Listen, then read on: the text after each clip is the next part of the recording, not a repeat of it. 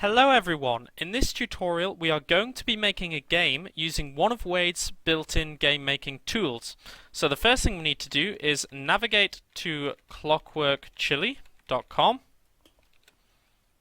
and then we need to click on Get Started Now, and this should open up our visual editor. There we go. So I'm just going to click Skip Tutorials. I'm going to click New Project, and we will call this Hidden Object Game. So I just go ahead and create the project.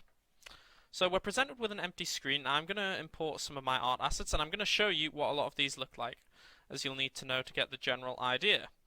So I have my scene here as a picture, and we can see it's quite a nice scene. But if we go to this image, we've got lots of cats stacked all around the place. So the idea of this game is going to be you have to select the cats in the image. So we've got three images. We'll just go back here. We've got the image without the cats. We've got the image with the cats. And we have an image that is just the cats. This is used to generate the objects. But we don't need to worry about how that works because Wade does it all for us. So now we have our objects in here. I'm just going to set the scene very quickly to 1280 by 720. So that is the size of our art assets, just to keep everything nice and clean. So I'll just go ahead, do that, and I'll save the project. So now, if we hover our mouse over here, we've got a screwdriver and a spanner. It says Game Making Tools. So I click on that, and we've got the Hidden Object tool, and that's what we're going to use for our game. So this requires three images. It requires the full image, which in our case is the cats and the scene. So I'll just go ahead and put that in there. It requires the base image, which is the scene without the cats. And it requires the reference that's just got the cats, so it has the difference available for it. There we go. And I'm just going to leave the layers on default, and I'm going to click Process. So all this is doing is it's going to add a lot of behavior. It's going to create the cat objects that we need, and it's just basically making a game for us. All we need to provide is the art assets at the start. So it's very nice. And very quick, really. Okay, so it looks like it's almost done that. I'm just going to wait until the scene appears. Okay, so it's still going ahead there. We see it generating all the hidden objects. That's all the cats we need. Excellent. So I'm just going to scroll out. And I'm going to add one thing to this. I'm going to add this top bar just so we've got a background we can see our cats against.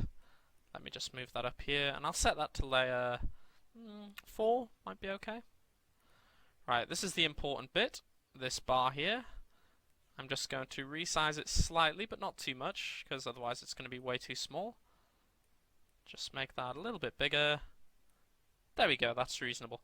So I'm going to save the project, and in a moment we're going to run, and I'll show you what this game does. So there we go. Let's click Run. We have our preview window, and so if I click a cat, excellent, the cat goes at the top. So basically, we just click on our objects, and of course you don't have to do this with cats. You can use any objects or any scene you want. There we go. Cats all go up. So that works quite simply. Now, you might be thinking, well, what if I want some slightly different behavior? What if I want it to look a bit better? Well, it's easy. We can modify the behavior ourselves. But just before we do that, I'm going to quickly change some of the layers Wade is using to use WebGL, just as it will be slightly faster. So I'm going to change layer 3 to WebGL. And layer 4, I think. There we go, that should do for now. I should also point out I should probably be using JPEG images for these scenes, as they have no transparency, and JPEG's got slightly better compression, so you end up with a smaller file size and of course a smaller project. But anyway, let's go ahead and change this behavior. Now I am going to create a firework effect every time you select a cat. So we need to add a new scene object, just a procedural square. I'll add it over here. We're going to name it Firework. Right, and then we're going to go to Sprites, and we need to add an animation. So I'm just going to click New Animation here. I'm going to turn Resize off, actually. I want it to be the same size as this. There we go. And I'm going to select my image, Firework, Green 1. And it automatically updates the cell size. Excellent. We'll call the animation Firework, just so we can reference it more easily later on. And let me think, is that all we need? I think it is. I don't think we need to do any more for that animation. Very nice. We have our sprite. And we have our unique name. Now the last thing we need to do is make this a template object. So I'm just going to go ahead and select that. But actually just briefly, I'll very quickly play the animation just so you can see it run. So if I click active, there you go, you see the firework happens and then we get our white square back. So once the animation's run, we don't actually want our white square back, we just want to remove the object. So I'm going to go to onAnimationEnd for this scene object and do wade.remove scene object, and we'll pass in this. Very nice. So now we actually need to create this, and this is where we modify the behavior. So we double click on our hidden object.js and we go down to onMoveComplete. Now T is the target object of where the cat is going to, so that's the position we want. Although more appropriately, we'll get the position of the sprite because that will take into account the offsets and so forth. So the first thing we need to do is clone our firework object.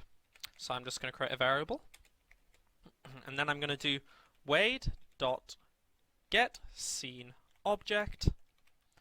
We pass in firework as a string, and then we write clone.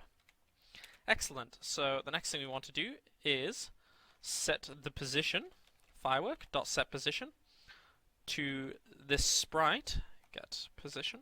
Oops. There we go. So now the fireworks should be in the correct place. And we need to add it to the scene and we need to play the animation. So wade add scene object firework and true because we need the event for that removal of the firework. And now we just need to play the animation. So firework.play animation, and as you remembered, we simply called it firework for consistency. So there we go. If I save the project now, when we run, our behavior should have updated, and this should all work very nicely. So let's just click run there. There we go. I'm going to select a cat, and hooray, we get our firework, and it disappears after. So that works. It's just a brief example of one change you could make. There are, of course, many other things you could do. This is just a quick example for tutorial purposes. So hopefully you've enjoyed this. This is the hidden object tool.